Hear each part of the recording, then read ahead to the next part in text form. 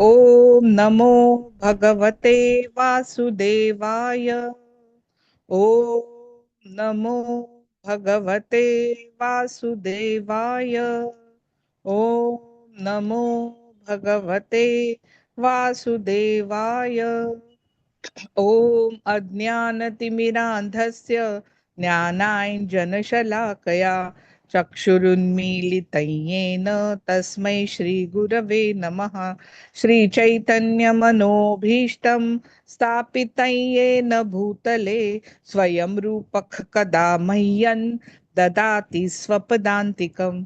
वन्देऽहं श्रीगुरो श्रीयुतपदकमलं श्रीगुरुन् वैष्णवांश्च श्रीरूपं साग्रजातं सहगण रघुनाथान्वितं तं सजीवं साद्वैतं सावधूतं परिजनसहितं कृष्णचैतन्यदेवं श्रीराधा कृष्णपादान् सहगण ललिता श्रीविशाखान्वितांश्च। हे कृष्ण करुणा सिंधो दीनबंधो जगत्पते गोपेश गोपिका कांत राधा कांत नमोस्तुते। तप्त कांचन गौरांगी राधे वृंदावनेश्वरी वृषभानुसुते देवी प्रणमामि हरिप्रिये। वाञ्छाकल्पतरुभ्यश्च कृपा सिन्धुभ्य एव च पतितानां पावनेभ्यो वैष्णवेभ्यो नमो नमः। नमः ॐ विष्णुपादाय कृष्णप्रेष्ठाय भूतले श्रीमते भक्ति वेदांत स्वामिन् इति नामिने। नमस्ते सारस्वते देवी गौरवाणी प्रचारिणे निर्विशेष शून्यवादी पाश्चात्य देशतारिणे।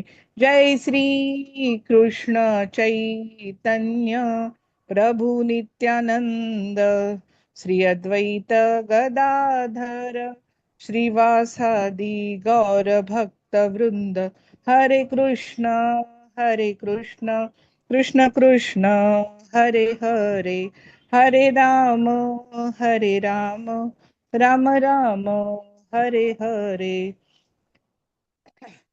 आजचा आपला अध्याय 15वा पुरुषोत्तम योग परमपुरुषाचा योग. पण त्यापूर्वी आधी आपण श्री राधा गोविंद यांच्या श्रीचरणी प्रणाम करूया. त्यानंतर श्रील प्रभुपाद यांनी भगवद्गीता लिहिली आहे. गीता यथारूप, गीता जशी आहे तशी भगवान श्रीकृष्णांनी जशी सांगितली तशी त्यांनी ती आपल्यापर्यंत अगदी सोप्या शब्दामध्ये त्याचं भक्ती वेदांत भाष्य लिहिलेलं आहे. त्याच्यामुळे आपल्याला याचा अर्थ सोपेपणाने समजतो आहे आणि आपण भगवद्गीता जाणून घेऊ शकतोय. तर त्यांना आपण प्रणाम करूया. नामानिष्ठदास प्रभूजी इस्कॉन बेंगलुरू कुलाई याचे ते अध्यक्ष आहेत मंदिराचे, आणि त्यांनी हा अभ्यासक्रम सुरू केलेला आहे जो ऑनलाईन आहे आणि अनेक लेवलमध्ये. आता आपण 18 दिवसाचं पहिली लेवल आहे, नंतर सेकंड मध्ये प्रत्येक श्लोक आणि अर्थ आपण पाहणार आहोत. मग तिसऱ्या लेवलमध्ये अजून काही ग्रंथांचा अभ्यास आहे आणि 5व्या लेवलमध्ये भक्तिशास्त्री, मग भक्ती वैभव, त्याच्यामध्ये भागवत महापुराणाचा अभ्यास आहे आणि सर्वात शेवटची पदवी भक्ती वेदांत. तर अशा वेगवेगळ्या पदव्या आपण ऑनलाईन अभ्यास करू शकणार आहोत. या सगळ्या तुम्ही जसं पुढच्या लेवलला जाल तसं आपण सखोल अभ्यास करणार आहोत. तर आत्ताचा अभ्यास आहे तो फक्त काही महत्वाचे श्लोक आणि त्याचा अर्थ, आणि पूर्ण अध्यायामध्ये सामान्यपणे आपल्याला काय सांगितलेलं आहे त्याचा आपण एक गोषवारा घेतोय. कारण एका लेक्चरमध्ये एका तासात एवढा सगळा अभ्यास करणं शक्य नाहीये. भगवद्गीता पूर्ण समजून घ्यायला कमीत कमी 6 वेळा वाचावी लागते असं श्रील प्रभुपादांनी म्हटलेलं आहे. त्यामुळे आपण त्याचा अभ्यास करणार आहोत. आपलं वाचन तेवढं होणारच आहे. तर त्यांना प्रणाम करूया. नंतर आमच्या अन्वया माताजी, पूजा राखे माताजी, मनीषा माताजी या सर्वांनी हा मराठीतून सुरू केला म्हणून आता आपण मराठीतून अभ्यास करतो आहोत. त्यांनाही प्रणाम करूया. योजना माताजी, संजना माताजी 1 तासासाठी आपली सेवा देतात म्हणूनच आपला हा अभ्यासक्रम व्यवस्थित चालू आहे. तर त्यांनाही मी प्रणाम करते आणि आपल्या सर्व वैष्णव भक्तांना प्रणाम करते आणि आपलं स्वागत करते. काल आपण पाहिलं होतं सत्व रज तम या तिघांबद्दल, ह्या 3 गुणांबद्दल आपण जाणून घेतलं होतं की ते कसे आहेत, ते कसा आपल्यावर प्रभाव पाडतात आणि आपलं जे आयुष्य आहे ते त्यांच्यामुळे कसं बद्ध झालंय आणि त्यांच्या कसं नियंत्रणाखाली आहे. कारण मायेच्या नियंत्रणाखाली आपण आहोत आणि हे मायेचे 3 गुण आहेत, सत्व, रज आणि तम. तर ह्याच्याबद्दल आपण काल जाणलं होतं. तर काल आपण पाहिलं की 3 गुणांनी आत्मा कसा बद्ध होतो, कसा बांधला जातो. बद्ध होणं म्हणजे याचा अर्थ असा आहे की आपल्या हातात काहीच नसतं. जसं आपल्याला नाचवलं जातं तसं आपण नाचले जातो.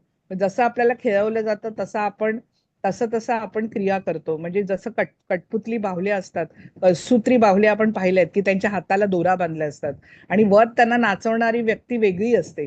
तर तसंच आहे ते. आणि या बेड्या आपल्या प्रत्येकाच्या हाताला आहेत म्हणूनच बद्ध जीव म्हटलेलं आहे.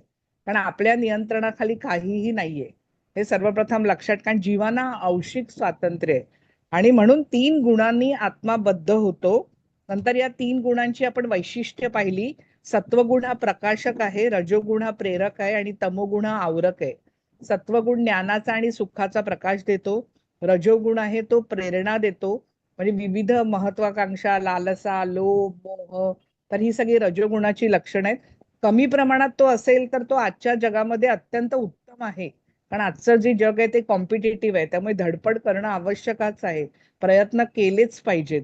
पण ती धडपड एका मर्यादेपर्यंत ठीक आहे. त्याच्या पलीकडे अत्यधिक हाव वाईट आहे. म्हणून रजोगुण फक्त बुद्धी झाली तर वाईट आहे, अन्यथा तो कमी प्रमाणात हे 3ही गुण आपल्याला उपयोगीच असतात. कारण आपल्याला रात्री तमोगुणाचं आवश्यक आहे, कारण आपल्याला निद्रा येण्यासाठी किंवा झोपी जाण्यासाठी जेव्हा तमोगुणाचं वातावरणात प्राबल्य होतं त्यामुळेच आपल्याला निद्रा येते. आणि म्हणून हा आवरक आहे, आवरण घालणारा आहे. त्यामुळे आवरण जेव्हा घातलं जातं तेव्हा आपल्याला तो फसवतो, आपल्याला भ्रमात ठेवतो, आपल्याकडनं चुका करवतो. तर असे हे जे 3 गुण आहेत त्याच्यामध्ये वेगवेगळी कृती होतात. त्या गुणामध्ये मृत्यू झाला तर काय गती होते तेही आपण पाहिलं. आणि या गुणांच्या पलीकडे कसं जायचं, म्हणजे या गुणांना कसं ओलांडायचं किंवा मुक्त कसं व्हायचं जे बांधलेले आहोत. तर याच्याबद्दल आपण कालच्या अध्यायात बघितलं होतं, गुणत्रय विभाग योग. त्याच्या आधीचा अध्याय होता क्षेत्रज्ञ विभाग योग. क्षेत्र म्हणजे देह आणि क्षेत्रज्ञ म्हणजे आत्मा आणि परमात्मा. तर यांच्यातला विभाग किंवा यांच्यातला भेद जाणणं हे खूप आवश्यक आहे. हा ज्ञानाचा पाया आहे की मी आत्मा आहे, मी देह नाही. ही भावना रुजली पाहिजे. प्रत्येक क्षणी तिचं भान राहिलं पाहिजे, प्रत्येक क्षणी तिची जाणीव राहिली पाहिजे. फक्त 5 मिनिटासाठी, 1 मिनिटासाठी ऐकलं, 1 तासासाठी बोललो, नंतर अख्खा दिवस विसरून गेलो, तर आध्यात्मिक ज्ञान हे विसरून जाण्यासाठी नाहीये, तर ते आपल्या आचरणात यायला हवं. आणि म्हणून कालांतराने हळूहळू हळूहळू ती जाणीव आपली वाढत जाते आणि ती जाणीव वाढणं हेच आध्यात्मिक मार्गावर चालण्यासाठी ती आपल्या आध्यात्मिक उन्नतीचं ते एक लक्षण आहे की आपली आध्यात्मिक उन्नती होते की नाही. तर आपण किती वेळ देवाची प्रार्थना करतो, किती वेळ देवाची आठवण करतो, किती वेळा त्यांच्यासाठी त्यांची भक्ती करतो. तर आपण ते पाहायचं, एक आपले आत्मपरीक्षण करायचं, मी किती वेळ देते आणि हा वेळ वाढत चाललाय का, मला आवडायला लागलाय का, मी त्यात रमायला लागलीये का, मला भक्ती रसाची चव चाकता आलीये का, किंवा ती चव जी आहे किंवा ते रममाण होणं माझं वाढत चाललंय का, त्याचा कालावधी हळूहळू वाढतोय का. तर हे आपलं आपणच ठरवायचं. जर ते होतं आहे याचा अर्थ आपली आपली आध्यात्मिक उन्नती अगदी योग्य मार्गावर चाललेली आहे. चमत्कार होणं किंवा वेगवेगळी दर्शनं देवी देवतांची होणं म्हणजे काय आध्यात्मिक प्रगती नाहीये. आपल्या आत्म्यामध्ये स्थिर होणं ही आध्यात्मिक प्रगती आहे. की मी आत्मा ही जाणीव 24 तास राहणं आणि ती हळूहळू हळूहळू आपोआप व्हायला लागतं, हळूहळू.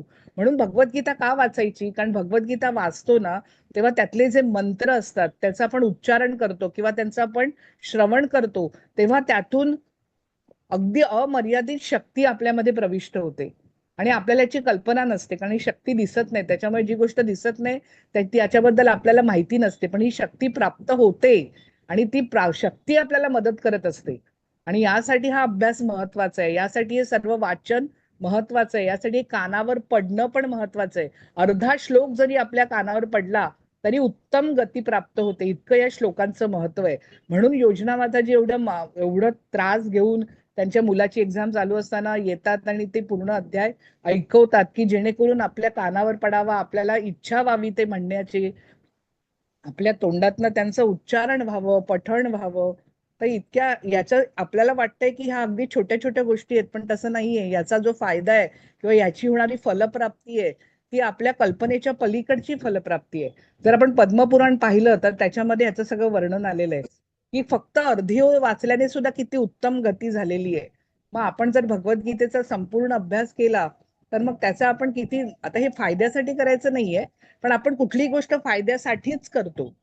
आपल्याला एखाद्या गोष्टीतनं मला किती फायदा होणार आहे, मला काय मिळणार आहे, मी 1 तास दिल्यावरती त्यातून मला काय निष्पन्न होणार आहे, तर ह्याचा पूर्ण आपण ठोकताळे मांडतो आणि मग ठरवतो की ती गोष्ट करायची किंवा नाही, किंवा ती गोष्ट महत्वाची आहे का, माझ्या फायद्याची आहे का. आणि म्हणून याची गरज आहे. पण जसं जसा अभ्यास करत जातो तसा हा फायद्याची गोष्ट बाजूला पडायला लागते आणि आपोआपच आपण त्या मार्गावरती अनायासे चालायला लागतो. तर पुढची स्लाइड माताजी.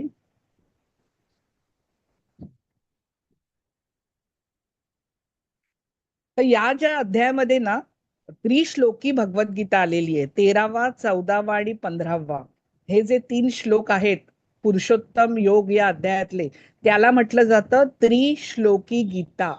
म्हणजे 3 श्लोकामध्ये भगवद्गीतेचं सार मांडलेलं आहे. तसं एक श्लोकी विष्णू सहस्रनाम आहे, असं सगळ्यांचं 1 श्लोकी, 2 श्लोकी, 3 श्लोकी. बघा एवढे मोठे मोठे ग्रंथ, 700 श्लोक जर आपण ठरवलं म्हणायचे तर ते शक्य नाहीये, कारण तेवढा वेळ नाहीये. आता काहींकडे असेल तर ते म्हणतात सुद्धा, पण प्रत्येकाकडे आपल्या रोजच्या दैनंदिन व्यवहारामध्ये एवढा वेळ काढण्यासाठी असत नाही. मग यासाठी काय आहे की त्याचं सार समजून घेतलं, त्याचे महत्वाचे श्लोक म्हटले की संपूर्ण भगवद्गीतेचं ज्ञानही होतं. भगवद्गीतेच्या ज्या फलप्राप्ती सांगितले, तिचं जे महात्म्य सांगितलंय, तर त्याचं संपूर्ण फळ प्राप्त होतं. म्हणून 3 श्लोकी, 4 श्लोकी, विष्णू सहस्रनाम 1 श्लोकी आहे. मग 1 श्लोक तुम्ही म्हटलात तर तुम्हाला संपूर्ण म्हणता आलं नाही. संपूर्ण म्हणण्याचं महात्म्य आहेच, तर ते काही कमी होणार नाही. पण ज्यांच्याकडे तेवढा वेळ नाही तर कमीत कमी 1 श्लोक तरी म्हणावा किंवा 3 श्लोक तरी म्हणावे, 4 श्लोक तरी म्हणावे. म्हणून ही त्रिश्लोकी गीता 15व्या अध्यायामध्ये आलेली आहे. त्यातला जो 13वा श्लोक, 14वा श्लोक आणि 15वा श्लोक. या अध्यायामध्ये आपण आता काय काय बघणार आहोत, तर भौतिक जगत कसं आहे. आता हे तर खूप महत्वाचंच आहे ना, ज्यात आपण राहतो त्याचं खरं स्वरूप काय आहे हे तर कळलंच पाहिजे. कारण आपण जिथे राहतो, जिथे वावरतो, आपण ज्या भ्रमात आहोत किंवा आपण जिथे, खरं तर हे सगळं जे जगत दिसतं आहे त्याचं खरं स्वरूप हे ज्ञान झाल्याशिवाय कळणार नाही. आणि म्हणून त्याचं स्वरूप या अध्यायामध्ये आपल्याला समजतं. आणि एकदा समजल्यानंतर मग त्याच्या पलीकडे कसं जायचं किंवा अध्यात्मक राज्यामध्ये कसं जायचं, तर ते आध्यात्मिक जगत कसं आहे हे जर समजलंच नाही की कसं आहे किंवा त्याचं स्वरूप काय आहे, तिथे काय आहे. आता आपण एखाद्या ठिकाणी जाणार आहोत, आपल्याला जर दिल्लीला जायचंय तर आपण आधी विचार करतो ना, तिथे मी कशासाठी जाणार आहे, मग तिथलं तिकीट काढावं लागतं तरच तुम्ही दिल्लीला जाणार. तुम्ही जर भलत्याच ठिकाणचं तिकीट काढलं आणि जर तुम्ही त्या गाडीत बसला तर तुम्ही दिल्लीला जाऊच शकणार नाही. तर तिथे गेल्यानंतर मला काय करायचंय, काय पाहायचंय, तिथे महत्व काय आहे हे आधी माहिती हवं. आणि हे आपल्याला माहिती होण्यासाठी ही जी भगवद्गीता किंवा भागवत महापुराण आहे त्याचा अभ्यास का आवश्यक आहे, तर आपली नंतर गती कुठली होणार आहे किंवा कुठले आध्यात्मिक जगत कुठे आहे, कसं आहे, त्याचं स्वरूप काय आहे, त्या सर्वांचं ज्ञान आपल्याला होतं. कारण शेवटी स्वतः मेल्याशिवाय स्वर्ग दिसत नाही म्हणतात, पण इथे प्रत्येक गोष्ट जी आहे ती जी मोठे मोठे ऋषीमुनींनी जी अनुभवली किंवा त्याचं स्वरूप जे पाहिलं ते त्यांनी ग्रंथामध्ये लिहून ठेवलेलं आहे, की जेणेकरून आपण वाचल्यानंतर आपल्याला ते आप्तांकडून ते ज्ञान आपल्याला मिळावं. आणि याच्यासाठी या ज्ञानाचं महत्व आहे. म्हणून त्याच्यापासून अलिप्त होणं आवश्यक आहे. आता का होणं अलिप्त आवश्यक आहे ते आपण या अध्यायात बघणार आहोत. स्थानांतरण, एका देहातून दुसऱ्या देहामध्ये जो आत्मा आहे तो वेगवेगळे देह धारण करतो. आता याच्यामध्ये आत्मा या शब्दाचा अर्थच तो आहे.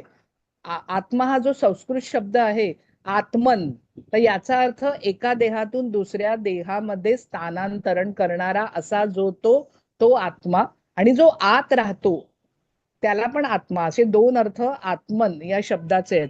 त्यामुळे तो एका देहातून दुसऱ्या देहामध्ये स्थानांतरण करतो, एका जन्मातून दुसऱ्या जन्मामध्ये स्थानांतरण करतो. कृष्ण देखभाल करता म्हणून, म्हणजे कृष्ण हे सर्वांची काळजी घेतात, कारण त्यांचं ब्रीदवाक्यच आहे योगक्षेमम वहाम्यहम. जे आपण LICचं वाक्य आपण बघतो ते भगवद्गीतेमधून घेतलेलं आहे, की मी सगळ्यांचा योगक्षेम, सगळ्यांचं पालन पोषण करण्याची जबाबदारी मी माझ्यावर घेतो. जे माझे भक्त आहे, जे माझी भक्ती करतात. तर आता आणि ह्याची उदाहरणही आहेत, भरपूर उदाहरण आहेत. आपल्या महाराष्ट्राच्या भूमीमध्ये पण संत महात्मे होऊन गेले. तर आपल्या एकनाथ महाराजांचं उदाहरण आहे की एकनाथ महाराज एवढी भक्ती करत होते, सर्वत्र परमात्म्यालाच पाहत होते. त्यांच्या घरी जो काम करणारा होता श्रीखंड्या, तर ते प्रत्यक्ष भगवान श्रीकृष्ण होते. तर काय महती आहे भक्तांची, की जिथे भगवान स्वतः त्यांच्यासाठी त्यांच्या घरामध्ये राहतात, त्यांच्या घरामध्ये वावरतात. पण एकनाथ महाराजांची दृष्टी की त्यांना सर्वच परमात्मा दिसत होते, पण प्रत्यक्ष भगवान श्रीकृष्ण तिथे उपस्थित होते. तशी अनेक उदाहरणं आहेत की भगवान श्रीकृष्ण जे आहेत भक्तांसाठी काहीही करायला तयार होतात आणि म्हणून ते सगळ्यांची काळजी घेतात. आता आपल्याला आपल्या प्रत्येक गोष्टीची काळजी असते, आपल्या कुटुंबाची काळजी, आपल्या पैसे अडकायची काळजी, आपल्या दागिन्यांची काळजी. आपण प्रत्येक क्षणी ते कसे त्यांचं रक्षण होईल याच्याबद्दल विचार करत असतो. पण ते आहे त्यांनी तुम्हाला आधीच ग्वाही दिलेली आहे की तुम्ही काही काळजी करू नका, तुमचं जे आहे त्यांचं मी रक्षणही करणार आहे आणि तुमचं पालन पोषणाची जबाबदारी माझ्यावर घेतलेली आहे. म्हणून म्हटले योगक्षेमम वहाम्यहम, मी तुमचा योगक्षेम वाहणार आहे, असं त्यांनी स्वतः सांगितलेलं आहे. आणि वेदांत सूत्रांचा सारांश, की वेदांत सूत्राचा सारांश जो वेदाचा अंत जिथे होतो त्यांना ब्रह्मसूत्र म्हणतात. तर याचा जो सारांश म्हणजे थोडक्यात सांगितलंय, कारण संपूर्ण वेदांत सूत्राचा अभ्यास करायचा, ब्रह्मसूत्र खूप मोठा ग्रंथ आहे आणि तो वेदव्यासाने लिहिलेला आहे, तर त्याचा अभ्यास करण्यासाठी तो खूप कठीण आहे. तर आपल्याला जर सोपेपणाने तो समजला किंवा त्याचा वेदांत सूत्राचा सारांश भागवत महापुराणामध्ये सगळे वेदांत जे शुकदेव गोस्वामींनी परीक्षित राजाला सांगितलं हस्तिनापूर येथे, जेव्हा परीक्षित राजा जो होता तर त्याचा मृत्यू जेव्हा 7 दिवसांनी होणार आहे, त्याला ऋषींनी शाप शाप जेव्हा दिला, मग त्यानंतर त्यांनी जाऊन आधी शुकदेव गोस्वामींना विनंती केली आणि मग त्यांनी जे संपूर्ण वेदांत सूत्र सांगितलेली आहेत त्यालाच भागवत महापुराण म्हणतात. आणि ते जे भागवत महापुराण आहे ते त्यांनी ऐकलं आणि ऐकूनच ते मुक्त झाले.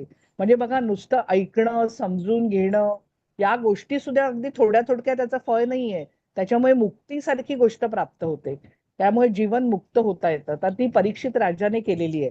तर म्हणून ते पाहणार आहोत आपण. पुढची स्लाइड माताजी. बघा इथे हा जो आहे ना वृक्ष, तुम्हाला सर्वांना, आपल्या सर्वांना ही गोष्ट माहिती आहे. तर तो वृक्ष म्हणजे काय तो बघून घ्यायचा आहे. तो एकदा समजला ना की संपूर्ण जे भौतिक जगाचं रहस्य आहे ना ते आपल्याला माहिती होतं. श्री भगवानुवाच ऊर्ध्वमूलमधः शाखम् अश्वत्थं प्राहुरव्ययम् छन्दांसि यस्य पर्णानि यस्तं वेद स वेदवित्. श्री भगवान म्हणाले, असा एक शाश्वत वटवृक्ष आहे. अश्वत्थ याचा अर्थ खरं तर पिंपळ आहे, पिंपळाच्या झाडाला अश्वत्थ म्हणतात.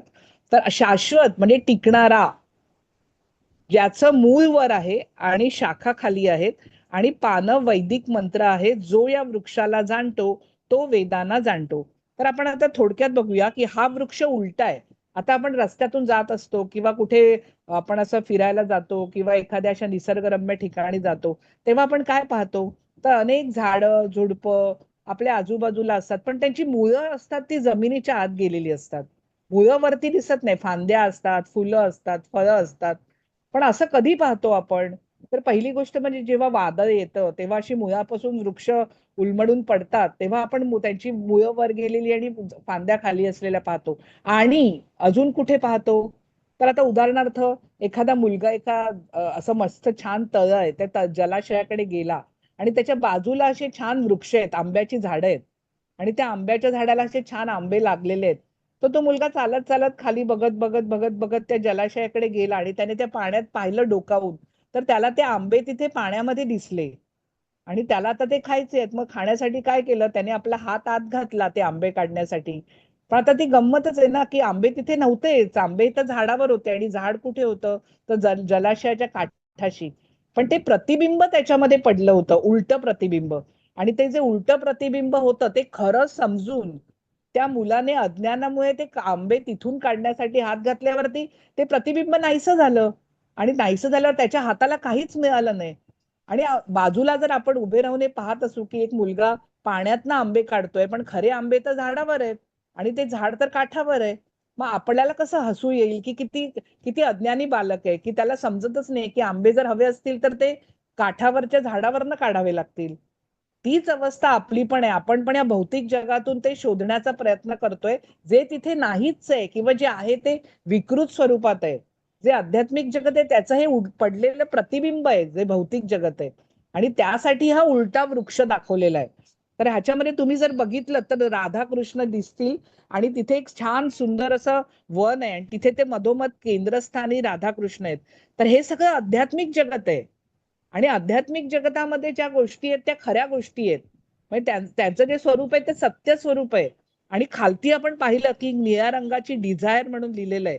तर डिझायर म्हणजे ती इच्छारूपी नदी आहे, आसक्तीरूपी नदी आहे. ती आपल्याला ओलांडावी लागेल, ती पार करावी लागेल, तेव्हाच आपण आध्यात्मिक जगतात जाऊ शकू. आणि खाली जर आपण पाहिलं तर एक मोठा वृक्ष दिसतोय बघा. त्याचा आपल्याला कळतच नाही तो किती पसरलेला आहे. इतका त्याच्या फांद्या इकडे सगळ्या पसरून असा विस्तार झालेला आहे. आणि तुम्ही जर त्याच्या सर्वात वरती पाहिलं त्याची मुळं, त्याच्यावरती ब्रह्मदेव विराजमान झालेले आहेत.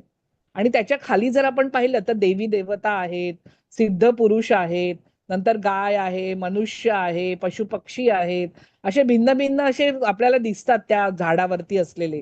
तर हे भौतिक जगत आहे जे आपल्याला दिसतंय ते. तर हे चित्र कशासाठी आहे? तर आपल्याला याचं जाणीव होण्यासाठी की हे जे जगत उलट आहे ते पूर्णपणे आपल्या आध्यात्मिक जगताचं प्रतिबिंब आहे. जे जे आध्यात्मिक जगतात आहे ते ते सर्व भौतिक जगात आहे, पण ते विकृत स्वरूपात आहे. आणि त्यासाठी हे समजावं म्हणून हे चित्र आहे. आणि म्हणून 15व्या अध्यायामध्ये या वृक्षाबद्दल वर्णन आलेलं आहे. तर आता आध्यात्मिक जगतामध्ये आपण जर बघितलं तर आध्यात्मिक जगतातलं सर्व शुद्ध आहे, सर्व भाव शुद्ध आहे, त्याच्यामध्ये विशुद्ध प्रेम आहे. पण भौतिक जगाचं प्रेम हे देहाशी संबंधित आहे, कारण तिथे देहाच्याच गोष्टी खऱ्या आहेत ना. आणि आध्यात्मिक जगतात आत्म्याला महत्व आहे, भौतिक जगतात भौतिक देहाला महत्व आहे. त्यामुळे तिथलं जे आहे ते शुद्ध स्वरूपात आध्यात्मिक जगतात आहे. त्यामुळे स्वतःच्या इंद्रियांच्या तृप्तीसाठी जी कर्म केली जातात ती सगळी भौतिक जगामध्ये केली जातात. आणि श्रीकृष्णांच्या तुष्टीसाठी कर्म केली जातात, त्यांची सेवा म्हणून केली जातात, ती सर्व आध्यात्मिक जगतात होतात. तर हा वृक्ष इतका पसरलेला आहे, जितकं आपण त्याच्या आत जाऊ तितके आपण गुरफटून जाऊ. आणि जितकं आपण खाली खाली किंवा दूर दूर जाऊ, जेवढी आपली आध्यात्मिक उन्नती अधिक तेवढे आपण त्या मुळाच्या जवळ असू. आणि जेवढी आपली आध्यात्मिक उन्नती कमी किंवा आपली अधोगती होईल तसतसं आपण या मुळापासून दूर दूर दूर या आध्यात्मिक जगतापासून दूर दूर जात जाऊ. आणि म्हणून हे सर्वप्रथम महत्वाचं आहे की त्याने जर ही जर सगळी जी सुख दिसत आहेत आपल्याला, त्याने मुलाने हात घातला आणि आंबे काढायचा प्रयत्न केला. आता ह्या एका छोट्या उदाहरणावरनं लक्षात येतं की हात आत घातल्यावरती तिथे पाणी आहे, तिथे ते आंबे नाहीच आहेत प्रत्यक्षात. आणि त्याच्यामुळे सगळं क्षणभंगूर आहे, नाहीसं होणार आहे. आणि म्हणून त्याच्यासाठी ते आंबे शोधायला जसा त्याचा मूर्खपणा आहे तसाच आपण प्रत्येक दिवशी मूर्खपणा करत असतो. आपल्याला हसायला येतं त्या मुलाचं की तो आंबे तिथे शोधतोय, पण आपणही तेच करतोय सर्वजण. आपणही त्या प्रतिबिंबातनं आंबे शोधायचा प्रयत्न करतोय. रोजच्या भौतिक जीवनातनं आपण हा आनंद शोधायचा प्रयत्न करतोय, जो नाहीच आहे तिथे. खरा तो आनंद आध्यात्मिक जगतामध्ये आहे, हे लक्षात ठेवलं पाहिजे. मग हे चित्र जेव्हा डोळ्यासमोर येतं ना, तेव्हा ही गोष्ट जी आपल्याला हे लगेच आपल्या डोळ्यासमोर हे ज्ञान प्रगट व्हायला लागतं. म्हणून हे जो 15वा अध्याय आहे हा उलटा वृक्ष आहे, तो उलटा वृक्ष नेहमी लक्षात ठेवायचा. आता याच्यामध्ये तुम्ही जर बघितलं तर ही मोहरूपी आसक्ती जी नदी आहे मध्ये, तर त्या नदीनंतर पुढे देव आहेत, देवानंतर मग मनुष्य आहेत, मग नंतर वेगवेगळे पशु पक्षी आहेत. आणि त्याच्यामध्ये वृक्षाला फळं लागलेली आहेत. ही फळं म्हणजे धर्म अर्थ काम मोक्ष ही फळं आहेत. नंतर त्याचे डहाळे आहेत बघा, फांद्या आहेत सगळ्या पसरलेल्या, हे इंद्रियांचे विषय आहेत. आणि हे न संपणारे आहेत, म्हणून त्या फांद्या पण न संपणाऱ्या आहेत. त्या किती लांब वर गेल्या आहेत हे चित्रामध्ये दिसत पण नाहीये, एवढा हा पसरलेला वृक्ष आहे.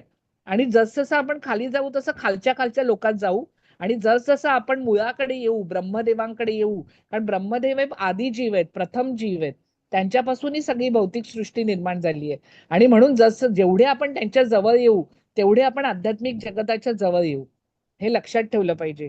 आणि म्हणून याच्यासाठी हे जे 3 गुण आहेत आपण काल शिकलो होतो, ते या वृक्षाला पोषण देतात भौतिक जगताला. त्यांच्याचमुळे भौतिक जगताचा कारभार चाललेला आहे. आणि त्यासाठी हे जे 3 गुण आहेत त्या गुणांबद्दल जाणून घेणं या वृक्षाला जाणण्यासाठी पण आवश्यक आहे. तर वृक्षाची पानं आहेत ती वैदिक मंत्र आहेत, ती अन्न तयार करतात. आणि मग ती झाडाला, सर्व झाडाला ते पोचवतात. आणि मग त्या भौतिक जगातल्या झाडाची आसक्तीरूपी झाडाची वाढ होत जाते. म्हणून मग अशा वेळी जेव्हा कर्मकांड करून पुण्यकर्म केलं जातं तेव्हा थोडा वेळ स्वर्गामध्ये निवास प्राप्त होतो. आणि पुन्हा ते पुण्यकर्म संपलं की पुन्हा भूलोकावर यावं लागतं. तर अशा रीतीने एक चक्र चाललेलं आहे. पण आपलं खरं जे स्थान आहे ते भौतिक जगाच्या पलीकडच्या त्या आध्यात्मिक जगतात आहे. आणि ते खरं जाणून घेतलं मनामध्ये. मग आता पुढच्या ह्याच्यात आपण पाहणार आहोत. पुढची स्लाइड माताजी. अधश्चोर्ध्वं प्रसृतास्तस्य शाखा गुणप्रवृद्धा विषयप्रवालाः अधश्च मूलान्यनुसन्ततानि कर्मानुबंधीनि मनुष्यलोके. या वृक्षांच्या त्रिगुणांनी पोषण केलेल्या शाखा खाली आणि वर पसरलेल्या आहेत. आपल्या समोर जे दिसत आहेत ना आपल्याला, सगळ्या फांद्या पसरलेल्या, डहाळ्या पसरलेल्या आहेत, तर यांचं पोषण कशामुळे होतं किंवा या पुष्ट कशामुळे होतात, तर या 3 गुणांनी होतात. आणि याच्या डहाळ्या म्हणजे इंद्रिय विषय आहेत. या वृक्षाची मुळे खालीही पसरलेली आहेत आणि ती मानव समाजाच्या सकाम कर्माशी बांधली गेली आहेत.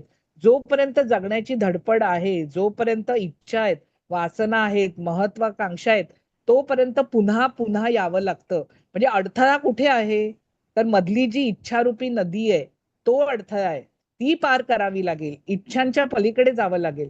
आणि हे सोपं नाहीये. एखादी इच्छा आपल्याला असं वाटतंय, हे सगळं बोलण्याच्या गोष्टी आहेत. म्हणजे आपल्याला असं वाटतं की किती सोपं की इच्छा नाहीशा करणं. तरी प्रत्यक्षात हे इतकं, म्हणूनच भगवंतांची गरज आहे, म्हणूनच भगवद्गीतेची गरज आहे, म्हणूनच भागवत महापुराणाची गरज आहे. कारण त्यांच्या मदतीनेच आपण ही नदी ओलांडू शकतो. आणि म्हणून ही जी डिझायर लिहिलेलं ना, इच्छारूपी नदी, तर ती नदी पार करण्यासाठी, कारण तोपर्यंत सकाम कर्मच होणार. मला अमुक हवंय, मला तमुक हवंय, मी एखादी गोष्ट कोणासाठी करणार, मग त्याने मला काहीतरी परतावा दिला पाहिजे, किंवा मी काही केलं तर मला काय मिळणार.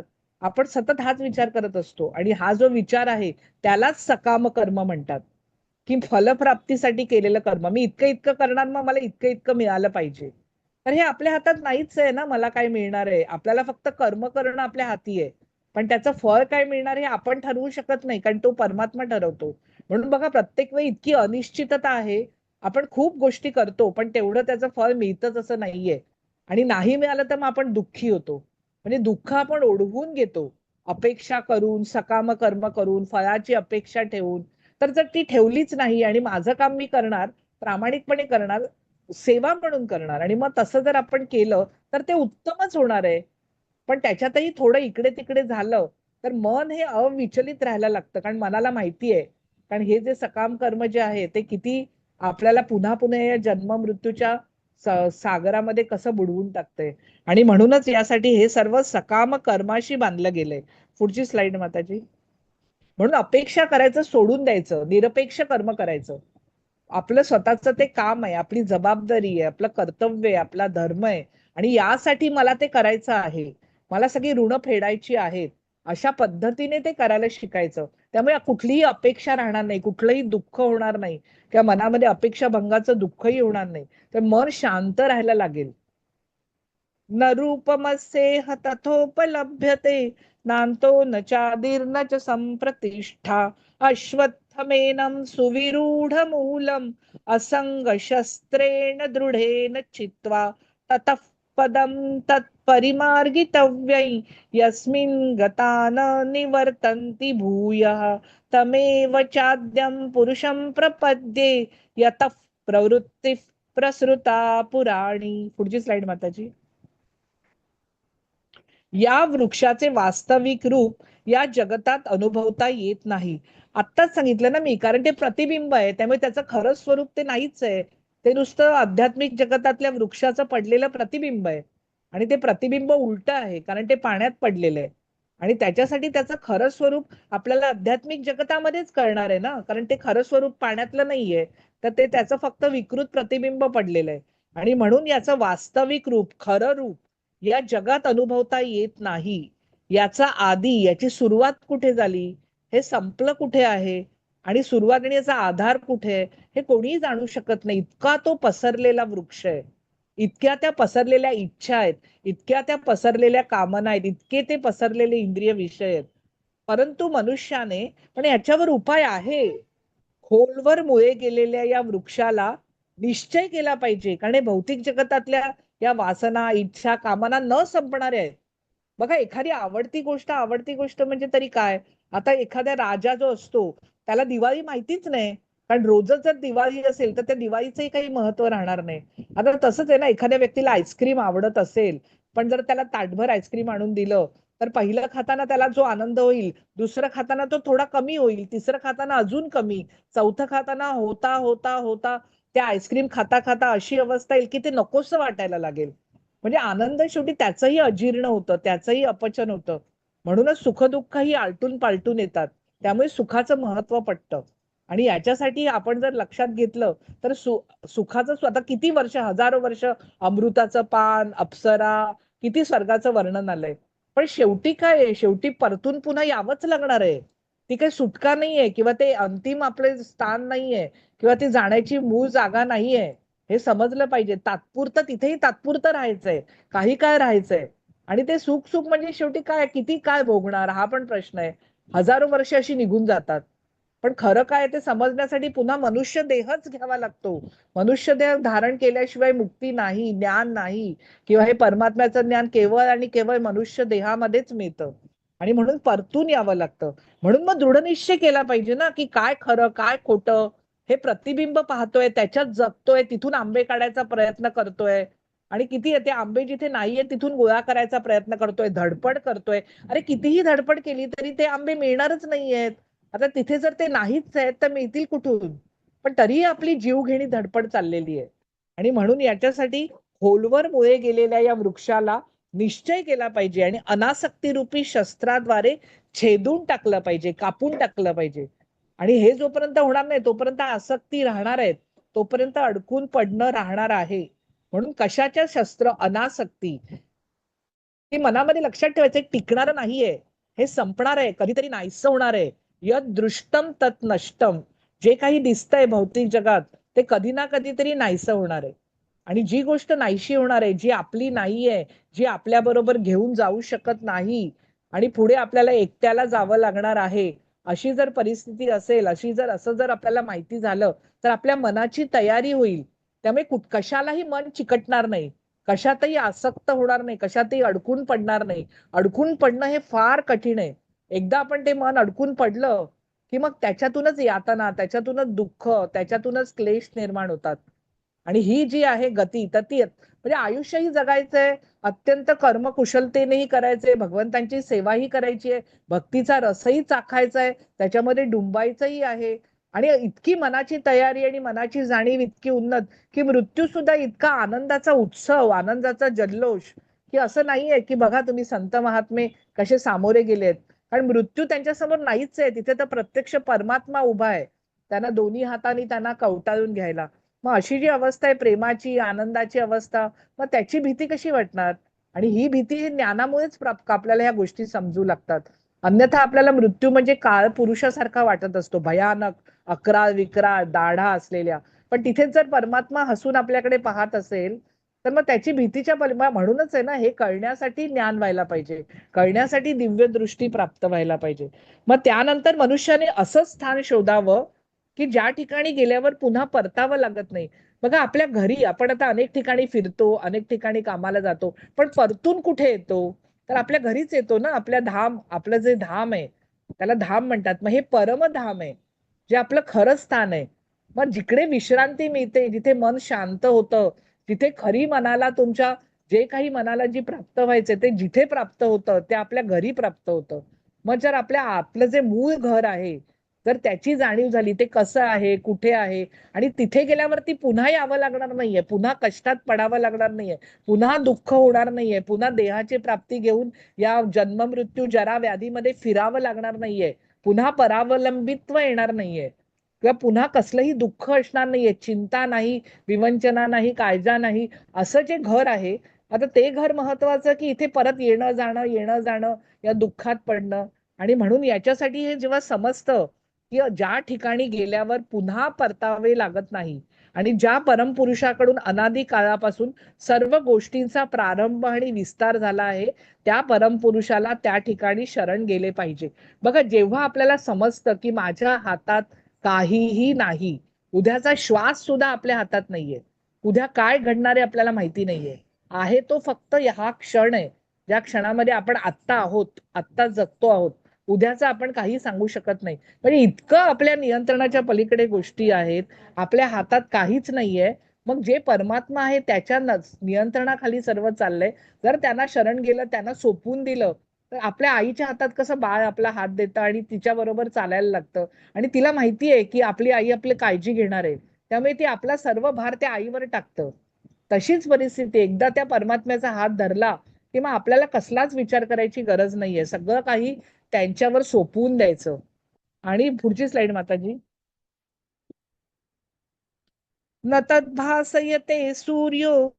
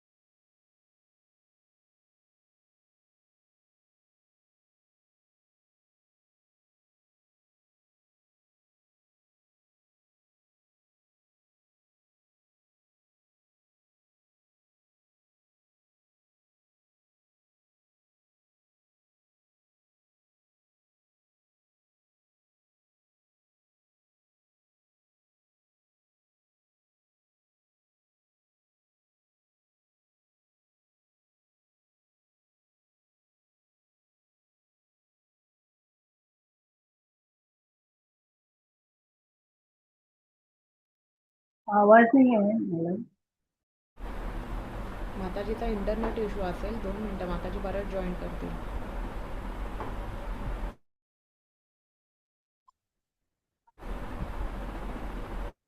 हरे कृष्ण माताजी, आवाज नाही येते.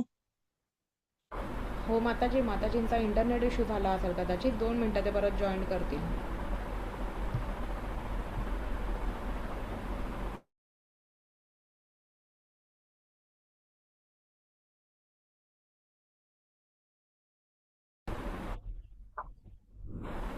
हरे कृष्ण.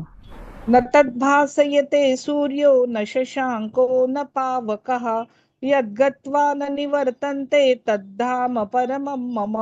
आता इथे जे बाजूच्या चित्रामध्ये दाखवलेलं आहे ना, ते गोलोकधाम वृंदावन आहे आणि ते भौतिक जगापासून वेगळं आहे, ब्रह्मज्योतीमध्ये आहे. आणि तिथे आधी वैकुंठ आहे, अनेक वैकुंठ आहेत आणि त्याच्या पलीकडे गोलोकधाम वृंदावन आहे, त्याच्यामध्ये साकेत धाम आहे. तर हे जे सगळं दिसतंय गुलाबी रंगामध्ये, तर ते परमधाम आहे भगवंतांचं. आणि हे कसं आहे, त्याला ब्रह्मसंहितेमध्ये चिंतामणी धाम म्हटलंय. तिथे जे सर्व इच्छा पूर्ण करणारे वृक्ष आहेत, चिंतामणीपासून, चिंतामणी हा जो दगड असतो तर तो सर्व इच्छा पूर्ण करणारं रत्न असतं. तर त्यापासून बनवलेले प्रसाद आहेत. नंतर इथे कल्पवृक्ष आहे, सुरभी नावाच्या गायी आहेत ज्या अमर्यादित दूध पुरवठा करतात. द्विभुज भगवान वेणू वादन करतात, दिव्य आकर्षक रूप आहे. कमल दलासमान नेत्र आहेत, त्यांचा मेघवर्णी देह आहे. हजारो मदनांना मागे टकल असं सौंदर्य आहेत. केशरी वस्त्र त्यांनी धारण केलेली आहेत, कंठात वैजंती माळा आहेत आणि केसामध्ये सुंदर मयूर पंख आहे. आणि असं जे आहे, आणि ते जे आहे ते गोलोकधाम आहे. आणि वैकुंठ लोक मध्ये भगवान चतुर्भुज रूपात असतात आणि तो त्यांचं विस्तारित रूप आहे. आणि तिथे चतुर्व्यूह आहे, अनिरुद्ध, वासुदेव, संकर्षण आणि प्रद्युम्न. तर हे जे चार आहेत, असं ते गोलोकधामाचं वर्णन जे आहे ते इथे आपल्या ब्रह्मसंहितेमध्ये आपल्याला प्राप्त होतं. तर आता इथे ही आसक्ती कशी छेदायची, ते काही सोपं नाहीये. मग त्यासाठी काय करायला पाहिजे, तर सोपं आहे की भक्तांची संगती करायची. कारण जे भक्त असतात, ज्यांना हे माहिती आहे, ज्यांना हे पटलंय, ज्यांनी अनुभव घेतलेला आहे, ते त्याच भावामध्ये असतात आणि त्यामुळे त्यांच्याबरोबर जेव्हा आपण राहतो तेव्हा आपोआपच आपली आध्यात्मिक उन्नती व्हायला लागते. कारण आपल्या कानावर भगवंतांबद्दलच ऐकायला मिळतं, भगवंतांबद्दलच चर्चा होते, भगवंतांबद्दल अनुभूतीचं वर्णन केलं जातं. तर म्हणून भक्तांची संगती खूप महत्वाची आहे. बघा, जेव्हा श्रील प्रभुपाद जे आहेत ना, ते 17व्या वर्षी जेव्हा त्यांच्या गुरूंनी सांगितलं की तू सगळ्या देशांमध्ये जाऊन श्रीकृष्ण भावनामृताचा प्रचार आणि प्रसार कर, तेव्हा 17व्या वर्षी ते त्यांच्याकडे केवळ $5 त्यांच्याकडे होते. एका मालवाहू जहाजातून ते न्यूयॉर्कला गेले एकटे. त्यांना रस्त्यामध्ये 2दा हार्ट अटॅक आला. त्यांच्या बरोबर कोणीही नव्हतं, फक्त भगवान श्रीकृष्णांची कृपा आणि त्यांच्या गुरूंची आज्ञा. आणि जेव्हा ते न्यूयॉर्कला पोहोचले, एका छोट्याशा अंधाऱ्या खोलीत राहायचे, मेणबत्तीवरती पुस्तकाचं लेखन करायचे. इतर वेळी ना, ते जिथे ते हिप्पी जमात असायची तिकडे त्याच्या जवळ जाऊन ते हरे कृष्णाचा जप करायचे. बघा, एवढी सगळी ती वाया गेलेली पूर्ण तरुण पिढी होती की सरकारही काही त्यांनी हात टेकले होते, घरात त्यांचं ऐकत नव्हते. तर ते आकर्षित झाले, ज्यांना कृष्ण माहितीच नाहीये, त्यांना केवळ ते जे प्रभुपाद जिथे हरे कृष्ण जप करत होते त्यांच्याकडे ते आकर्षित झाले आणि आपोआपच कृष्ण भक्तीकडे वळले. आता हे विचार करा, ही छोटी गोष्ट आहे का? की ज्यांना कृष्णांबद्दल आपल्याला तरी माहिती आहे, शाळेत आपण गोष्टी ऐकल्या आहेत, वाचल्या आहेत, आपल्याला कृष्णांबद्दल माहिती आहे, त्यांना तर ते काहीच नाहीये. आणि त्यांचं अनिर्बंध असं आयुष्य आहे, व्यसनाधीन झालेले आहेत. आणि अशी कोणाच्या आई वडिलांचं न ऐकणारे, सगळ्यांच्या हातापलीकडे गेलेली अशी ती पूर्ण तरुण पिढी सगळीच्या सगळी या भगवत भक्तीकडे वळवणं फक्त आणि फक्त ही भक्ताच्या संगतीने शक्य आहे. आणि ते घडवलंय, ते झालंय. आणि ते हे छोटं काम नाहीये जे ध्यांनी प्रभुपादांनी केलंय. 70व्या वर्षी तर आपण घराच्या बाहेर पडायला घाबरू एकटं. आणि एकट्या मालवाहू जहाजातनं जाणं, काहीही नसताना, कोणाची ओळख नसताना, खिशात पैसे नसताना, फक्त गुरूंची आज्ञेचं पालन करण्यासाठी ते गेले. म्हणजे अशा वेळी असं जाऊन दे. म्हणून भक्ताची संगती जेवढी आपण करू आणि भगवंतांची भक्तिमय सेवा करू, त्याच्यामुळेच केवळ आणि केवळ हे आसक्तीचं छेदन होईल. आणि म्हणून परमधामात पोचल्यावर जन्म मृत्यूच्या परंपरेतनं मुक्ती आणि पुन्हा भौतिक जगात जन्म घेऊन यावं लागत नाही. आणि म्हणून भक्तांचा संग आवश्यक आहे. आणि जेव्हा ते बीज आपल्या मनात रुजतं तेव्हा भक्तिलता आपोआप वाढायला लागते. पुढची स्लाइड माताजी.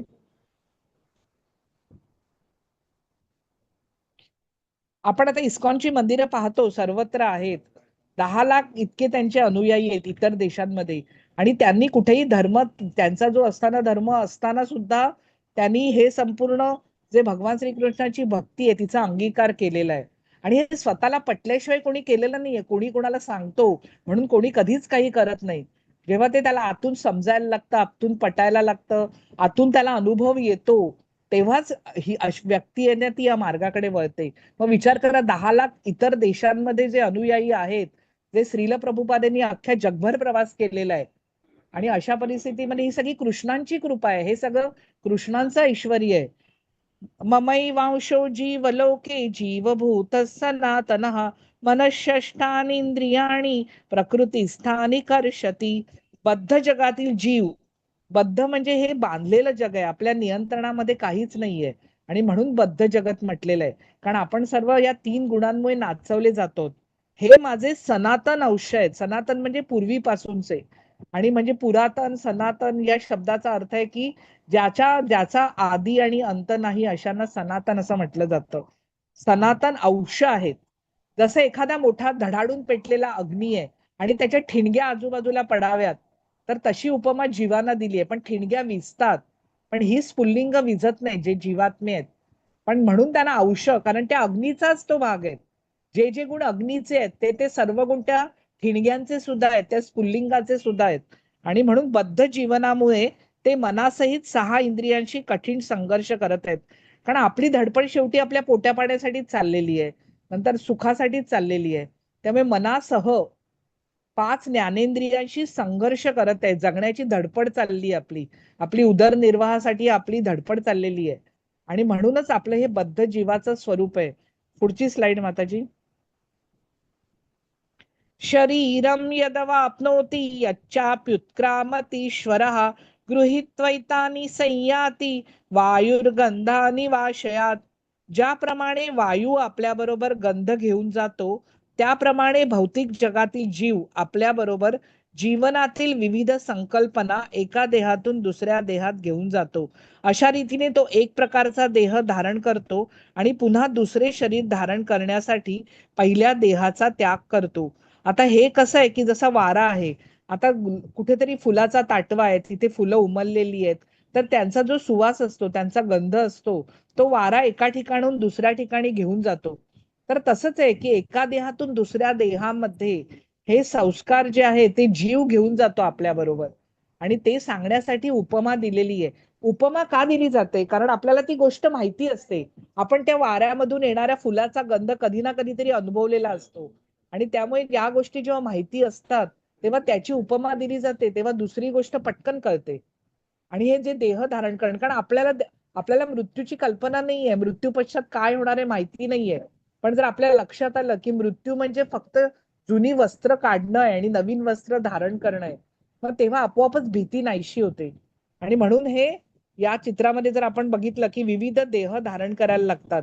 फक्त मनुष्याचा नाही, पशु पक्ष्यांचा, किडा मुंगींपासून ते देवी देवतांपासून यक्ष, राक्षस, असुर, नंतर ह्या भिन्न भिन्न योनी आहेत आणि त्या योनींची भिन्न भिन्न शरीर आहेत आणि त्यांचे इंद्रिय विषयही भिन्न भिन्न आहेत आणि त्यानुसार प्रत्येक लोकामध्ये त्यांचं वास्तव्य आहे आणि असे असंख्य अमर्याद जीवात्मे आहेत. पुढची स्लाइड माताजी. श्रोत्रं चक्षुस्पर्शनै च रसनं घ्राणमेव च अधिष्ठाय मनश्चायं विषयानुपसेवते. आता बाजूला तुमच्या पाहिलं तुम्ही तर अधिष्ठान मन आहे. बघा ही जी इंद्रिय आहेत ना, जोपर्यंत त्यांचा मनाशी संयोग होत नाही तोपर्यंत ज्ञान होऊ शकत नाही. पण श्रोत्र म्हणजे कान. आपण जेव्हा एखादा शब्द ऐकतो, कानावर पडतो, आपल्या कानावर अनेक शब्द पडत असतात. आता आपण एखाद्या ठिकाणी बसलेले आहोत, आपण लेक्चर ऐकतो, सिरियल पाहतो, तर रस्त्यावरनं जेव्हा एखादा कोणीतरी असा विक्रेता जातो किंवा काही आरोळी येते, पशुपक्ष्यांचे आवाज आहे, तर ते जाणारे रस्त्यावरनं वाहनांची जी त्यांची वाहनांचे जे आवाज आहेत कर्कश, ते आपल्या कानावर पडत असतात, पण त्याचं ज्ञान होत नाही, कारण तिथे आपलं मन नसतं. जी आपण सिरियल बघतोय किंवा एखादी गोष्ट ऐकतोय, पाहतोय, लेक्चर ऐकतोय, तेव्हा आपलं मन त्या लेक्चरमध्ये असतं आणि म्हणून ज्ञान होण्यासाठी मन असणं आवश्यक आहे आणि मन हे माध्यम आहे. जर मन नसेल तर म्हणून मनात जेवताना पण म्हटलंय की मन लावून जेवा. जर मन लावून जेवलं नाही तर आपण काय खातोय त्याची चवही कळणार नाही आणि हे ज्ञान म्हणूनच मनाला मध्यभागी ठेवलेलं आहे, मनाला केंद्रस्थानी ठेवलेलं आहे. आणि हे जे 5 बाजूला आहेत तर त्यांनाच त्यांच्या त्यांच्या गोष्टी समजण्यासाठी, म्हणजे नाकाला गंध येण्यासाठी मनाची गरज आहे, कानावर पडलेला शब्द समजण्यासाठी मनाची गरज आहे, तिथे मन असणं आवश्यक आहे. किंवा आपण एखादी चव घेतो आहोत तर चव समजण्यासाठी सुद्धा मन असलं पाहिजे. आता उदाहरणार्थ आपण दुःखी असतो एखाद्या वेळी किंवा असं काही घडलं असतं, तेव्हा कितीही उत्तम जेवण आपल्या समोर असेल तरी ते जेवायची चवच कळत नाही, कारण मन दुःखामध्ये गढलेलं असतं, मन दुःखामध्ये बुडालेलं असतं. त्यामुळे दुःखामध्ये बुडालेलं मन ते जेवणाची चवच घेऊ शकत नाही, तिथे ते संलग्नच होऊ शकत नाही. म्हणून कितीही उत्तम जेवण जरी आपल्या समोर ठेवलं असलं तरी त्याची चवच लागत नाही आणि त्याचं कारण मन आहे. म्हणून मन असणं आवश्यक आहे. म्हणून मनाशी केंद्रित झालेली कान, नेत्र, जिव्हा, नाक, स्पर्श विशिष्ट प्रकारची इंद्रिय प्राप्त. जसे देह मिळतो, आता तो कुठला देह मिळणार आहे हे आपली अंतेमती सा गती, आपली कर्म बीज या सर्वांवर अवलंबून आहे. तर जो देह मिळेल तसे इंद्रिय असतात, तसं मन असतं, तसे इंद्रिय विषय असतात, तसं त्या लोकांमध्ये वास्तव्य असतं, हे लक्षात ठेवलं पाहिजे. म्हणून अशा रीतीने तो एका विशिष्ट प्रकारच्या इंद्रिय विषय समूहाचा उपभोग घेतो. आता त्याचं उदाहरण द्यायचं झालं तर आता एखाद्या डुक्कराचा देह मिळाला तर डुकराला आनंद त्या चिखलात लोळण्यातच आहे किंवा त्या कचऱ्यात राहण्यातच आहे किंवा घाण खाण्यामध्येच आहे. तर त्याच्यामुळे त्याला तेच सुख आहे, त्याला तोच आनंद आहे. जर त्याला किती समजावलं की तू ह्याच्यातून बाहेर पड, तर त्याला तो तो आता हे त्याची गोष्ट आहे, मी तुम्हाला सांगते की जेव्हा इंद्र लोकांमध्ये होता तेव्हा जिथे बृहस्पती आले, त्यांचे गुरु आहेत देवांचे, तर इंद्राला वाटलं की प्रत्येक वेळी बृहस्पती येतील तेव्हा मी उठून का उभा राहायचं, कारण तो राजा होता देवतांचा, त्यामुळे त्याला अहंकार झाला होता. आणि मग अशा वेळी जरी बृहस्पती तिथे आले देवतांचे गुरु, तो उठून उभा राहिला नाही. तर बृहस्पतींच्या लक्षात आलं की ह्याला अहंकार झालेला आहे, तर ह्याच्या अहंकाराचा पाडाव करण्यासाठी, कारण शेवटी गुरूंनाच आपल्या शिष्याचं जे आहे ते सर्व दोष दूर करावे लागतात, मग त्यांनी त्याला शाप दिला की तू जा आणि तुला डुकराचा देह मिळेल. मग अशा वेळी मग डुकराचा देह त्या इंद्राला मिळाला आणि मग तसा तो आपला पूर्ण लवाजमा घेऊन त्याची एवढी पोरं सगळी आजूबाजूला त्या घाणीमध्ये फिरायला लागला. ब्रह्मदेवांना वाईट वाटलं, अरे काय याची अवस्था आहे, देवाचा राजा इंद्र आहे आणि या घाणीमध्ये आनंद मानतोय, घाणीमध्ये लोळतोय, आपल्या लवाजमा बरोबर प्रेमाने आनंदाने फिरतोय. ते त्याच्याकडे गेले आणि त्याला समजावायला लागले की अरे तू कोण आहेस, तू ओळख, तू या घाणीमध्ये राहतोय, घाणीमध्ये आनंद मानतोय, हेच तुला जगत वाटतंय, पण तू स्वतःला ओळख. तर त्याने इंद्राने ते म्हणाला, अरे मी तर अगदी आनंदात आहे, माझं एवढं मोठं कुटुंब आहे, नंतर मी इथे राहतोय, मला आनंद मिळतोय, मला हवं ते खायला मिळतंय, तर तुम्ही मला शिकवू नका. मग नंतर कालांतराने मग नंतर असं घडलं की मग हळू त्याचं कुटुंब कमी झालं आणि मग हळूहळू त्याला त्याच्या पूर्व ह्याने ज्ञान झालं आणि मग त्यांना कळलं की मी कोण आहे. म्हणजे बघा त्या डुकराच्या देहात गेल्यावर देवतांच्या राजांना सुद्धा त्या त्या इंद्रिय विषय समूहानुसार त्याचा उपभोग घेण्याची बुद्धी झाली. मग आपण तर मनुष्य आहोत आणि म्हणून जसा देह मिळेल तसे इंद्रिय प्राप्त होतात, तसे इंद्रिय विषय प्राप्त होतात, हे इथे सांगितलेलं आहे. पुढची स्लाइड. आणि त्या त्या देहात असताना ते ते इंद्रिय विषय आवडायला लागतात.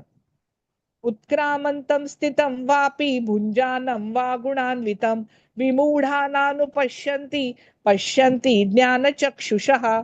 बघा, एखादी गाडी जर बिघडली तर ती गाडी जर आपल्याला दुरुस्त करायची असेल तर तिथे मेकॅनिकला यायचं असेल. आपण कितीही डोकेफोड केली, कितीही पाहिलं, जर आपल्याला त्या गाडीचं ज्ञान नसेल तर आपण ती गाडी दुरुस्त करू शकत नाही. त्यामुळे अशी व्यक्ती लागते की तिला त्याचं पूर्ण ज्ञान आहे. त्यामुळे ती येते आणि एका क्षणाभरात किंवा एका 5 मिनिटात ती गाडी दुरुस्त करते. मग आपल्याला सुद्धा मार्गदर्शन करण्यासाठी अशा ज्ञानी व्यक्तीची गरज आहे, ज्याला त्याचं संपूर्ण ज्ञान आहे. आणि जीव आपल्या देहाचा त्याग कसा करतो, म्हणजे मृत्यूच्या वेळी देह सोडावा लागतो, देह टाकावा लागतो, आणि मग देह टाकून आपली जाणीव आतल्या आतल्या देहात यायला लागते. म्हणजे आधी जी स्थूल शरीर टाकलं की ती जाणीव सूक्ष्म शरीरात येते. मग तो प्राणमय कोश टाकला की ती जाणीव मनोमय देहात येते. मग स्वर्गात वास्तव्य केलं किंवा नरकात वास्तव्य केलं की मग ती मनोमय देह पण तुटून जातो आणि पुन्हा नवीन 3 देह धारण केले जातात. तसं पुन्हा पुन्हा हे देह धारण करून आपण पुन्हा पुन्हा या जगामध्ये येतोय. तसेच प्राकृतिक गुणांच्या प्रभावामुळे म्हणजे सत्वरज तम तो कोणत्या प्रकारच्या देहाचा उपभोग घेतो हे मूर्ख लोक जाणू शकत नाही. आता मूर्ख याचा इथे लक्षात घ्यायला हवा की किती कोणी शिकलंय, किती कोणी पदव्या घेतल्या आहेत किंवा किती कोणी पंडित आहे, याला इथे काही महत्व नाहीये, शून्य महत्व. इथे मूर्ख हा म्हणजे याचा अर्थ ज्याने भगवद्गीता जाणली नाहीये, ज्याने भागवत महापुराणाचा अभ्यास केला नाहीये, ज्याला ब्रह्मनिष्ठ श्रोत्रिय गुरु प्राप्त झाले नाहीयेत, त्यांना मूर्ख म्हटलंय. इथे भौतिक जगातलं ज्ञानाचा काही उपयोग नाहीये. कितीही कोणी शिकलेला असला, कितीही कोणी उच्च पदावर असला, पण जर त्याला आत्मज्ञान झालेलं नसेल, जर त्याने भगवद्गीता वाचली नसेल, जर भागवत पुराणाचा अर्थ समजावून घेतला नसेल, तर त्या ज्ञानाला आध्यात्मिक जगतामध्ये शून्य महत्व आहे. अशा लोकांनाच मूर्ख म्हटलंय त्यांना, की ते फक्त भौतिक जगातलं ज्ञान ज्यांच्याकडे आहेत. पण ज्याला ज्ञानचक्षु आहेत, ज्याला ज्ञान प्राप्त झालंय, त्याला दिव्य दृष्टी मिळाली आहे, म्हणजे जादूची दृष्टी आहे. म्हणजे आपण ज्या डोळ्यांनी पाहतोय ते ज्ञानाने भरलेले आहेत, ज्ञानाच्या प्रकाशाने उजळलेले आहेत. त्यामुळे पाहताना सुद्धा आपल्याला त्या ज्ञानाच्या प्रकाशाने वस्तूचं खरं स्वरूप कळतं. बघा, जर एखाद्या अंधाऱ्या खोलीत बसलो आहोत आणि जर तिथे पूर्ण अंधार आहे तर दोरी पडलेली पण सापासारखी वाटायला लागते. पण जेव्हा तिथे प्रकाश येतो, जेव्हा ट्यूबलाईट लावतो, तेव्हा आतापर्यंत ज्याला आपण साप समजत होतो ती तर साधी निरुपद्रवी दोरी होती. तसंच आहे, जेव्हा ज्ञानाचा उजेड पडतो तेव्हा आतापर्यंत ज्या गोष्टींना आपण घाबरत होतो त्या गोष्टींचं खरं स्वरूप आपल्याला समजायला लागतं. पुढची स्लाइड माताजी. म्हणून ज्ञानाचे चक्षु हे भगवद्गीतेने प्राप्त होतात, गुरूंच्या कृपेने प्राप्त होतात, भगवंतांच्या कृपेने प्राप्त होतात. यतन्तो योगिनश्चैनं पश्यन्त्यात्मन्यवस्थितं यतन्तोऽप्यकृतात्मानो नैनं पश्यन्त्य चेतसः. प्रयत्न करणारे, बघा, आत्मसाक्षात्कारी योगी जन म्हणजे भगवंतांची ज्यांनी योग साधलेला आहे, ज्यांना योगाने आत्मसाक्षात्कार झालाय, ज्यांनी आत्म्याला पाहिलं आहे प्रत्यक्ष, चराचरामध्ये असलेला परमात्मा ज्यांना दिसतो आहे, असे जे महात्मे आहेत, असे जे महान जीवात्मे आहेत, तर प्रयत्न करणारे, योगाचा अभ्यास करणारे, एका जन्मामध्ये अभ्यास झाला की दुसऱ्या जन्मामध्ये त्याच्या पुढचा अभ्यास, मग त्याच्या पुढच्या जन्मामध्ये त्याच्या पुढचा अभ्यास. म्हणून त्यांना योग भ्रष्ट पुरुष म्हणतात. की एका जन्मात बऱ्याच कारण आहेत की आपल्या कुटुंबाचा विरोध असतो, काही अडथळे येतात, काही आजार येतात, काही परिस्थिती निर्माण होते की आपण अभ्यास करू शकत नाही. मग जो अभ्यास तिथे आपण सोडला, पुढच्या जन्मात आपण तिथूनच पुढचा प्रवास सुरू करतो. आपल्याला नकळत त्या मार्गावर आणलं जातं, खेचून आणलं जातं, आणि तो अभ्यास आपल्याला पुन्हा प्राप्त होतो, तो कधीही नाहीसा होत नाही. आणि म्हणूनच असे जे प्रयत्न करणारे आत्मसाक्षात्कारी, ज्यांना आत्मा दिसलाय, ज्यांनी परमात्म्याला पाहिलंय, ज्यांनी अनुभूती घेतलेली आहे ही प्रत्यक्ष, असे जे योगी जन हे सर्व स्पष्टपणे पाहू शकतात, कारण त्यांना ज्ञानाचे डोळे मिळालेले आहेत, त्यांना दिव्य दृष्टी प्राप्त झाली आहे. त्यामुळे आपण जे पाहू शकत नाहीत ते ते पाहू शकतात. परंतु ज्यांचं मन अविकसित आहे, म्हणजे मनाचा विकास झाला नाहीये, मनाच्या शक्ती प्राप्त झाल्या नाहीयेत, जे आध्यात्मिक मार्गावर चालत नाहीयेत, ज्यांनी भगवद्गीता वाचलेली नाही आणि ज्यांना आत्मसाक्षात्कार झाला नाही, ज्यांना जे दिसत नाही त्याला त्याची जाणीवच नसते. त्यामुळे एखादी व्यक्ती म्हणते की मी परमात्म्याला मानत नाही, तर याचा अर्थ हा की त्याची जाणीव इतकी अविकसित आहे की त्याला परमात्म्याची जाणीवही नाहीये. तर त्याला दोष देण्यात काही अर्थ नाहीये. जेव्हा त्याची योग्य वेळ येईल तेव्हा त्याला ही जाणीव येणार आहे, त्याला हे ज्ञान होणार आहे. आणि जेव्हा त्याला स्वतःला आतून पटेल, परमात्म्याची जाणीव होईल, तेव्हा तो नास्तिक व्यक्ती आपोआपच आस्तिक बनून जाईल. त्याच्या जाणीवीनुसार आपण जगाकडे पाहतो आणि त्यानुसारच आपल्याला अनुभूती प्राप्त होत असते. आणि म्हणून हे प्रयत्न करूनही काय घडत आहे ते जाणू शकत नाही. त्याच्यामुळे ज्याला काही माहितीच नाहीये तो जग आपला असंच भ्रमाने मोहित होऊन पाहतो. त्याला सगळं खरं वाटतं जे काही चाललेलं आहे जगामध्ये, आणि त्याच्यातच तो अडकून राहतो. आणि मग जेव्हा जग सोडून जायची वेळ येते ती कधी ना कधीतरी येणारच आहे. आज नाही, उद्या नाही, काही वर्षांनी ती येणार आहे, तो शेवटचा श्वास. आणि जेव्हा ती वेळ येते तेव्हा आतापर्यंत खरं वाटलेल्या जगामध्ये इतका गुंतून गेलेला असतो की सोडून जाताना त्याला प्रचंड यातना होतात, प्रचंड दुःख होतं. आणि हे जे दुःख आहे ते सोसावं लागतं त्या शेवटच्या क्षणी. आणि म्हणून जितकी कमी आसक्ती, जितकं मन शांत, जितकं मन अविचलित, तेवढं होणारं दुःख कमी, तेवढ्या यातना कमी होतात. पुढची स्लाइड माताजी. यदादित्यगतं तेजो जगद्भासयतेऽखिलं यच्चंद्रमसि यच्चाग्नौ तत्तेजो विद्धि मामकम्. अखिल, अखिल म्हणजे संपूर्ण जगताचा अंधकार नाहीसे करणारे. आता आपल्याला सूर्याची गरज आहे ना. जेव्हा सूर्य नसतो तेव्हा चंद्राचा प्रकाश तो सूर्याकडनं आलेला असतो. आणि आपल्याकडे इलेक्ट्रिसिटी आहे की आपण वीज लावतो, म्हणजे आपण जे दिवे लावतो, पंखा वापरतो, तर हे सगळे जो कृत्रिम प्रकाश आहे तर तो आपण वापरतो. जर पण प्रकाशच नसेल तर काय होईल मग आपलं? आता हे प्रकाश आला कुठून, हे तेज आलं कुठून, ही उष्णता आली कुठून, सूर्याचं तेज कुठून आलं? तर हे सर्व काही परमात्म्यापासून आलेलं आहे, माझ्यापासून उत्सर्जित होतंय. आणि चंद्राचे आणि अग्नीचेही तेज, म्हणजे किती आवश्यक गोष्टी आहेत आपल्यासाठी. जर दिवस उजाडलाच नाही तर कसं होईल आपलं? किंवा जर अग्नी नसेल तर आपण अन्न कसं शिजवणार, कसं ग्रहण करणार? पूर्वीच्या काही आगीचा शोध लागला नव्हता तेव्हा तर किती कठीण होतं. आणि आपल्याला आता इतक्या गोष्टी प्राप्त झालेल्या आहेत, तर हे सगळं काही त्यांच्याकडून आलेलं आहे. पुढची स्लाइड माताजी.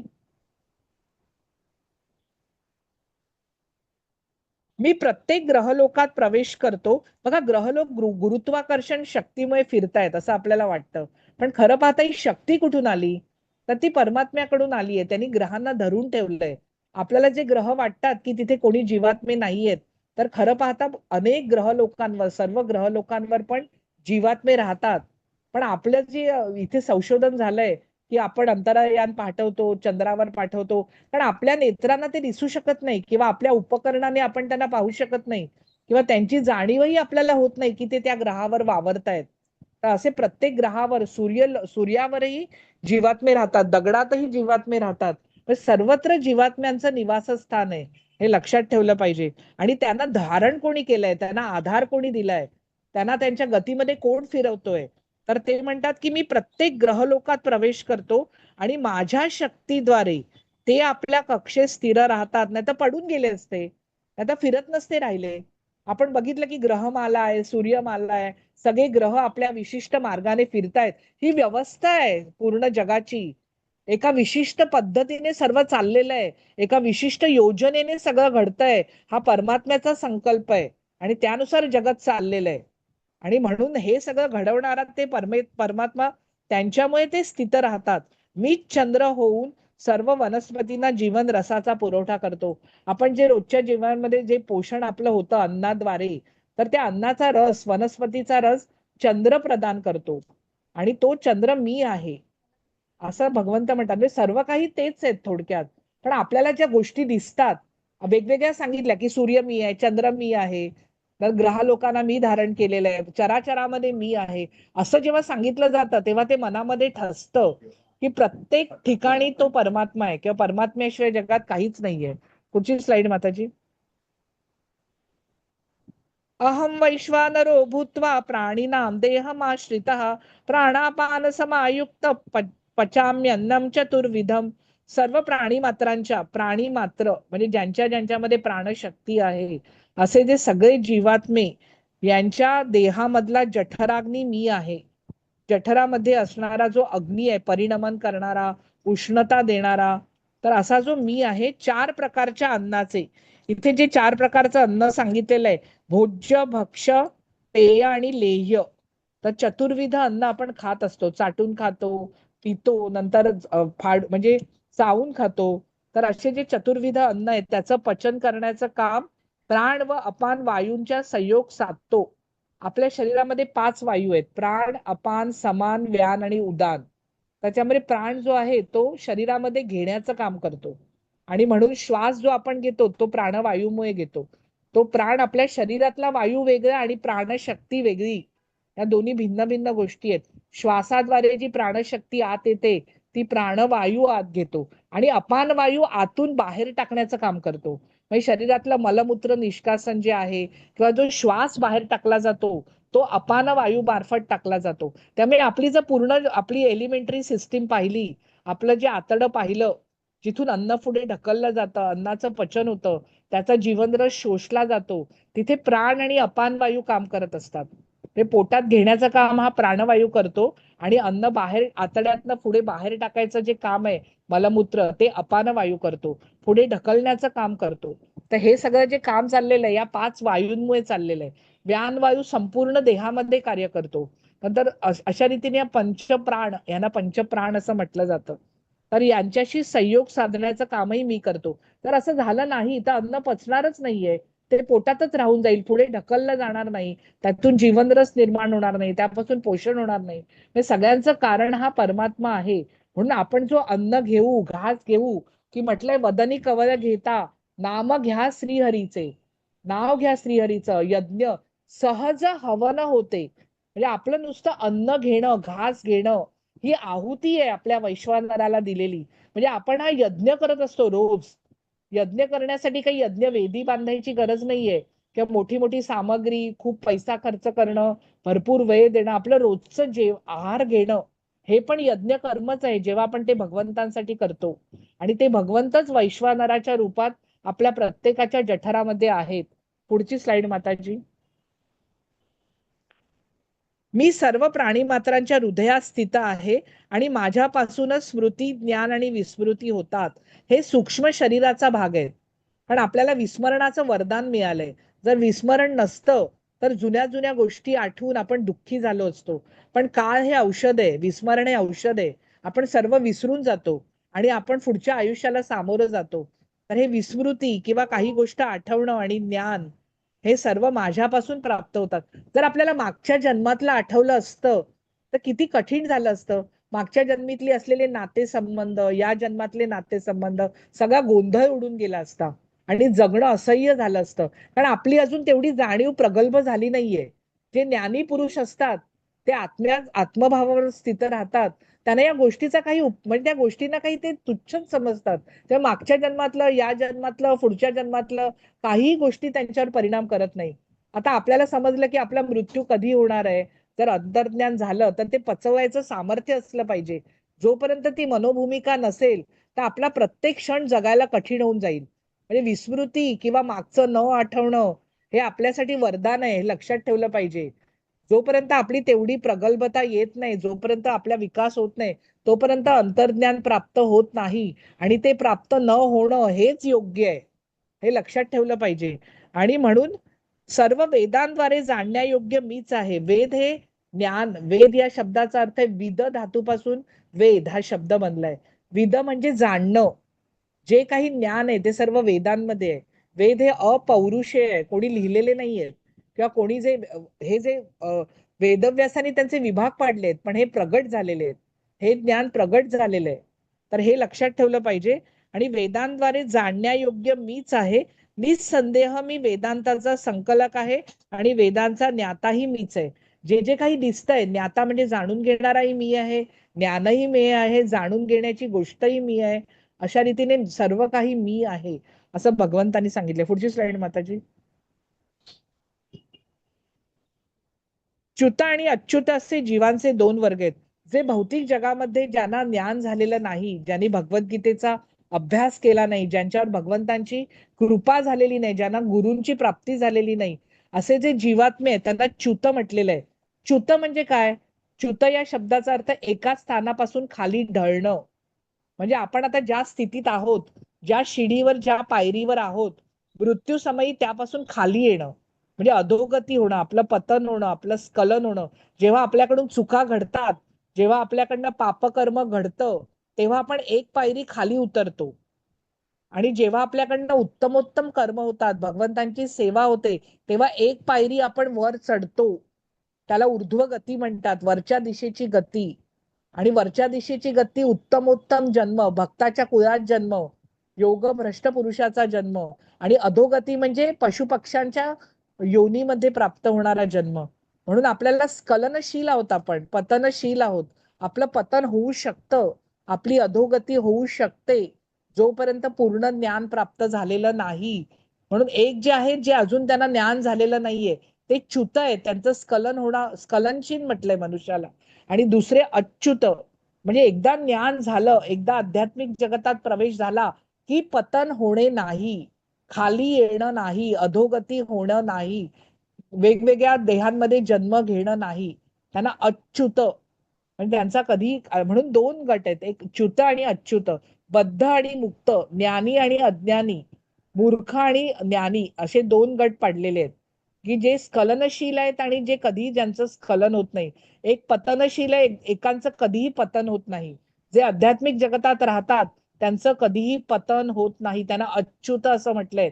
ते आपल्या स्थानातून खाली ढळून येत नाहीत, पुन्हा जन्म मृत्यू परंपरेत अडकत नाहीत, त्यांना अच्युत जीव असं म्हटलेलं आहे. पुढची स्लाइड माताजी.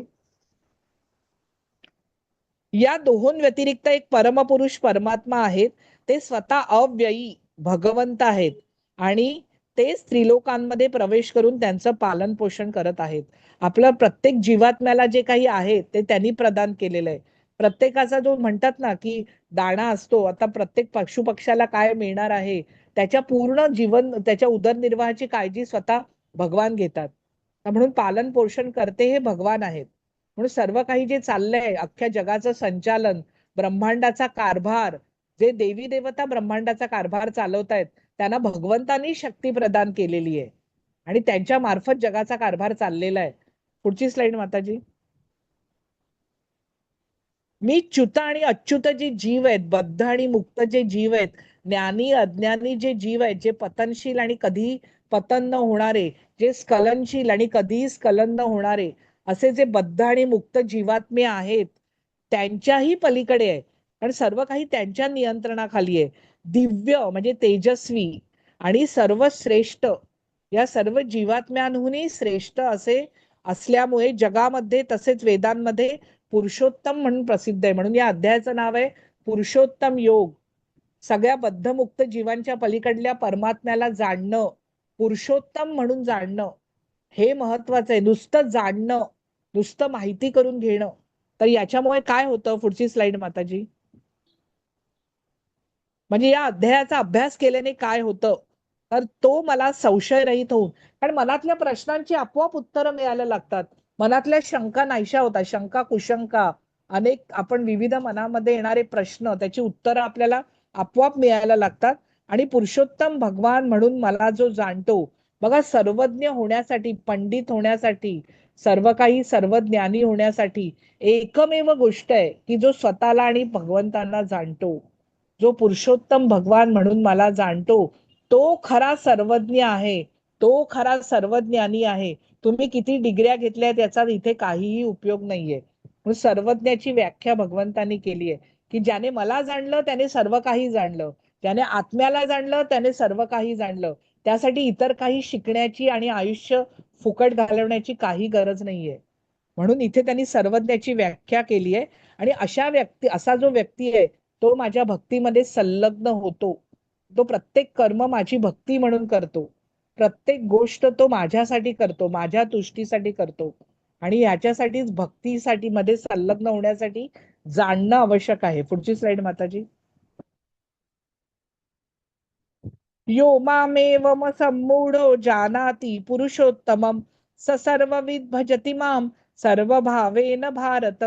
हे निष्पाप अर्जुना, हा वैदिक शास्त्रांचा, वैदिक शास्त्र जे आहेत आपले वेद आहे, वैदिक संस्कृती आहे, वेद हे पुरातन आहेत, अपौरुषे आहेत. आणि त्या वेदा, एकच वेद होता आणि त्या वेदांचे 4 विभाग पाडले. म्हणून ऋग्वेद, यजुर्वेद, सामवेद आणि अथर्ववेद हे वेद व्यासानी याचे विभाग पाडलेले आहेत. तर ते कृष्ण द्वैपायन ऋषी आहेत. तर वैदिक संस्कृती आहेत, वेद हे भगवंतांकडून आलेले आहेत. त्यांना ब्रह्मदेवांचा निश्वास म्हटलेलं आहे. तर त्यांचा शास्त्र, या शास्त्राचा अर्थ काय, की जे शासन करून आपलं त्राण करतं त्यांना शास्त्र म्हटलंय. म्हणजे आपल्याला शासन करतं म्हणजे आपल्याला उपदेश देतं, आणि आपलं त्राण करतं म्हणजे आपलं रक्षण करतं, त्यांना शास्त्र म्हटलंय. तर वैदिक शास्त्र, ऋग्वेद, यजुर्वेद, सामवेद आणि अथर्ववेद हे परम गुह्य, गुह्य म्हणजे रहस्यमय. आता आपल्याला जर एखादं ज्ञान जे वरवर दिसतंय ते फक्त वरवर वाटणारं बाह्यांगी ज्ञान आहे, पण जर त्याचा गाभा म्हणजे त्याच्या गाभ्यात शिरावं लागेल. हं. तर ह्याचा जो परम गाभा आहे तो आता मी तुला प्रगट केला आहे. हे सत्य जाणणारा मनुष्य बुद्धिमान होतो आणि त्याचे प्रयत्न पूर्णत्वास जातात. म्हणजे खरी बुद्धी जी आहे ती या ज्ञानामुळे प्राप्त होते. आणि अशा त्याचे प्रयत्न, कसले प्रयत्न, तर पूर्ण होण्याचे, सिद्ध होण्याचे, परमात्म्याला जाणण्याचे, हे पूर्णत्वास जातात. पुढची स्लाइड माताजी. आणि अशा रीतीने भौतिक जगापासून कसं अलिप्त व्हायचं, देह कसा वेगवेगळे देह कसे धारण केले जातात, आणि कृष्ण कसे प्रत्येकाचे काळजी घेतात. आणि वेदांत सूत्राचा जो सारांश आहे की भगवान परम पुरुषोत्तम आहे, हा पुरुषोत्तम योग अध्याय आहे. आणि हा जाणल्याने पूर्णत्वाची प्राप्ती होते. पुढची स्लाइड माताजी. आणि अशा रीतीने हा अध्याय संपलेला आहे. हरे कृष्ण. तर कोणाचे प्रश्न आहेत का?